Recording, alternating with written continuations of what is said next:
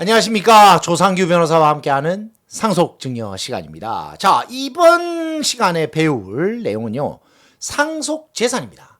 피상속인이 사망하면서 상속재산이 상속세의 대상이 되는 이제 이 대상 기준 재산이 되겠죠. 근데 이거는 상속세의 어떤 납부를 하는 산정의 대상도 되지만 상속인들끼리 싸우는 유류분으로 싸우고 제3자고 싸우는 싸움의 대상이 되는 재산이기도 합니다. 그래서 항상 민법적인 상속재산과 세법적인 상속재산을 동시에 인지하시고 이런 내용들을 접근을 하셔야 된다라는 점입니다. 자, 상속재산은 자 보시다시피 본래의 상속재산과 그러니까 우리가 알고 있는 그 상속재산이죠. 아버지가 이제 내려주는 뭐 재산들이죠. 부동산, 뭐 예금, 뭐 이런 거 그죠? 간주 상속재산이 있고 추정 상속재산이 있습니다. 간주, 추정이 있습니다.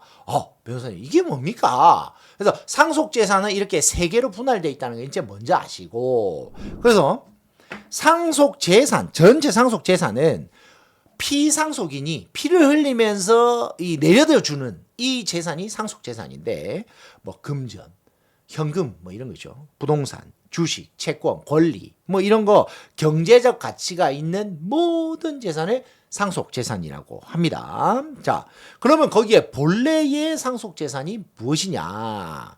본래의 상속재산은 아파트, 토지 같은 부동산이 하나 있고요. 그 다음에 분양권, 입주권, 영업권 같은 권리가 또 하나 있습니다. 이것도 다 상속재산입니다. 돈 내야 되죠. 상속세 내야 됩니다. 자, 예금, 적금, 주식, 채권 같은 금융자산. 금융재산은요, 여러분 한 20%까지 공제가 됩니다. 예, 그럼 금융재산까지 모두 포함하는 개념입니다. 그래서 본래 상속재산은 여러분들이 알고 있는 상속세를 내야 되는 기준이 되는 재산입니다. 근데 여기서 또 재밌는 거 한 가지죠. 차명으로 된 재산은 뭐예요? 아버지가 실질적으로 갖고 있는 건데 뭐 신탁을 해놨다. 제3자 명의로 돼 있지만 원래 원주인은 아버지다. 이거는 상속세를 내야 안 돼요. 국세청이 가만히 있겠어요? 무조건 내야 되겠죠. 그래서 실질 과세 원칙이다 해가지고 아버지가 실질적으로 소유하고 있는 재산은 무조건 상속세를 내야 되는 상속재산이 됩니다. 자, 그 다음에 간주 상속재산이라는 게 있습니다. 간주세. 본래 상속재산은 아닌데 이제 보험금, 뭐 생명보험 그런 거 있죠. 그 다음에 신탁재산, 그 다음에 퇴직금 이런 거 받을 권리가 있는, 그러니까 받기로 예정돼 있는 거. 어차피 근데 아버지가 받을 거예요. 그러니까 피상속인이 받을 재산이니까 간주 상속재산으로 본다가 되죠. 간주한다, 본다. 그래서 재산의 무상 이전이나 취득과 동일한 결과, 그러니까 당연히 아버지한테로 오는 재산이죠. 그런 거는 간주 상속재산이라 본다. 그 다음에 추정 상속재산. 이게 이제 상속세 절세 수단이라든지 상속세 가산세를 두드려 맞는다든지 이런 거 할 때 제일 많이 나오는 단골 손님이 추정 상속재산입니다. 이게 뭐냐면 여러분들이 뭐 간단하게 생각하시면 됩니다. 아버지 통장에서 막 현금을 찾아. 뭐 한 달에 뭐 하루에 뭐 500만 원, 뭐 300만 원 계속 찾아. 그래가지고 이제 그 돈이 어디에 쓰였는지 몰라. 그리고 부동산을 팔았는데 대금을 현금하고 이제 뭐 수표로 받았는데 그거 어디 갔는지 몰라. 그래 나중에 국세청에서 보니까 이 부동산 팔은 대금 어디 갔어요? 상속인들이 모르겠는데요. 모르면 어떡해요? 아버지 재산 파는 걸. 아버지가요 독불장군이라 저희들한테 말을 안 해요. 어디서 썼는지 우리 알 수 없어요. 이렇게 오리발을 내밀었을 때 상속재산으로 넣을 것이냐 말 것이냐 이걸 판가름해야 되잖아요. 그 기준점을 제시하는 게 바로 추정상속재산입니다. 그래서 누가 입증 책임을 지느냐, 입증 책임을 누가 지느냐에 따라서 보세요. 어떻게 입증을 누가 할 거예요. 그래서 기간 1, 2년 내에는 이제 그 상속재산이 어디로 갔는지 입증 못하면 상속인이 이제 상속세 내는 거고, 그 기간을 넘어가면은 이제 과세관청이 입증을 해야 되는데 입증할 수 있겠어요? 입증 못하면 이제 상속재산에서 빠져나가는 겁니다. 이게 바로 추정상속재산이다. 자, 그러면 이제 우리 간주상속재산에 대해서 한번 살펴보도록 하겠습니다. 요 재미난 케이스가 있으니까 한번 볼까요? 자, 이게 생명보험금인데, 자, 이 케이스 첫 번째 케이스 한번 보세요. 자, 어머니가 수익자가 뭐죠? 보험금을 받는 사람, 보험금 타가지고 보험금 타먹는 사람. 어머니가 수익자고 아버지가 피보험자 뭐죠? 아버지가 대상. 그러니까 아버지가 돌아가시면 이제 보험금이 나오는데 그 돌아가시는 대상이 피보험자거든요. 피상속인 피보험자. 피를 계속 흘리는 거예요. 그죠? 그리고 생명보험 계약을 체결했다. 근데 아버지가 매월 보험료를 냈다. 근데 이번 케이스는 뭐예요? 똑같아요. 보험 수익자 어머니고 보험 계약 아버지가 체결하셨는데 매월 보험료를 어머니가 냈다. 이게 차이가 그건 거예요. 보험료를 아버지가 냈다, 어머니가 냈다. 근데 수익금을 타먹는 거는 다 어머니인데 똑같아요. 그러니까 수익자가 중요한 게 아니라 뭐가 중요하다?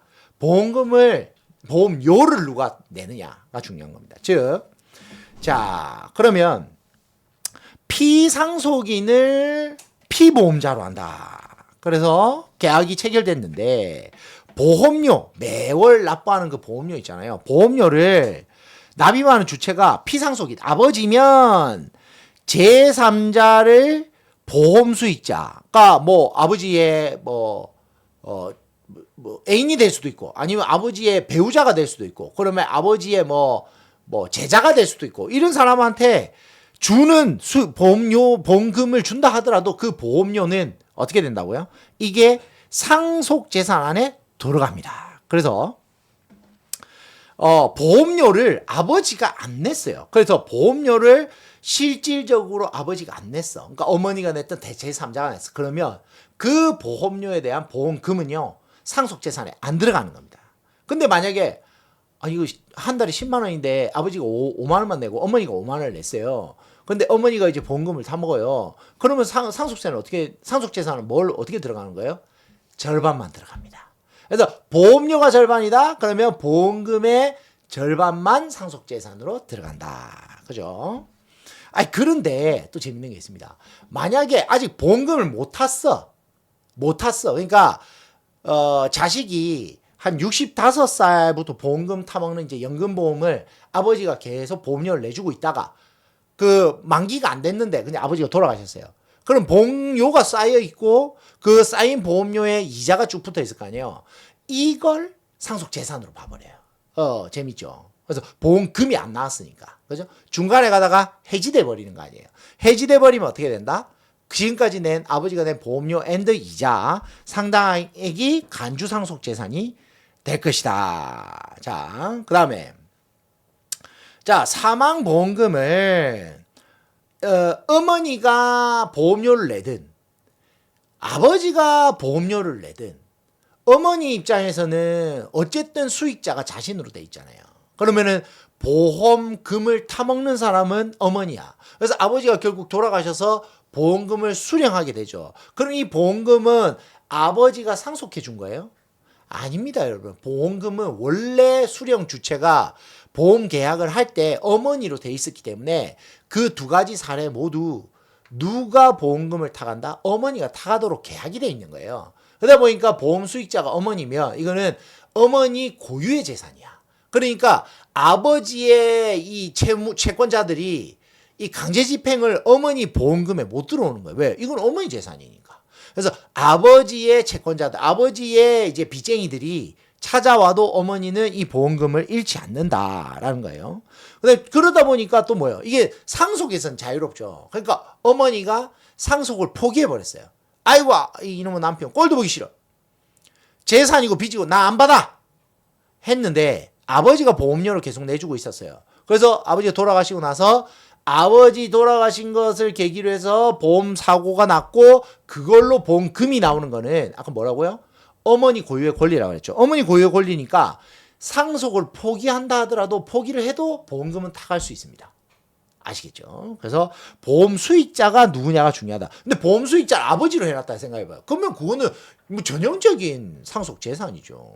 그래서 그중 누구 하나가 상속 재산 분할로 타가고 싶어요. 그러면 나머지 상속인들이 이 보험금에 대해서는 이 큰아들만 가지고 나머지는 포기한다는 포기각서 써줘야지 그 보험회사에서 큰아들한테 보험금을 줍니다. 자, 그 다음에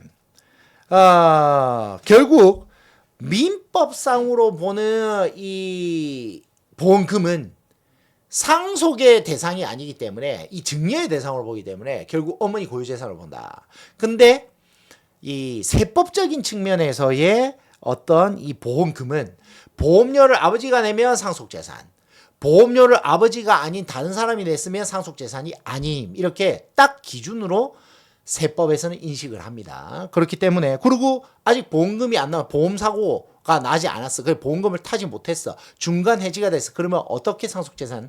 지금까지 낸 보험료 앤드 그 이자가 상속재산으로 포함된다라는 것이 이 내용이고, 그 다음 또 한 가지 더 있습니다. 이 간주상속재산에 있어서 재밌는 게 퇴직금, 퇴직수당, 공로금, 연금 또는 이와 유사한 것은 간주상속재산으로 봅니다. 그렇기 때문에 이 내용도 다 상속재산으로 본다는 거. 다만 안 보는 게 있습니다. 지난번에도 설명드렸는데 위자료 성격의 보상금은 아버지 돌아가시면 어머니가 슬프죠. 슬픈 게 누구예요? 어머니죠. 그래서 어머니한테 주는 돈이기 때문에 어머니 원래 돈이에요. 그래서 상속재산이 아닙니다. 업무상 사망으로 인한 재해 보상금, 유족 보상금 있죠. 이런 것들은 유족이 가진 고유의 권리예요. 그렇기 때문에 이 유족이 가진 고유의 권리에 대해서 세금을 낼 필요가 없겠죠. 그래서 이것들은 상속재산에 포함되지 않는다라는 것까지 보시면 되겠습니다. 자, 다음 시간에는 추정 상속재산에 대해서 한번 알아보도록 하겠습니다. 감사합니다.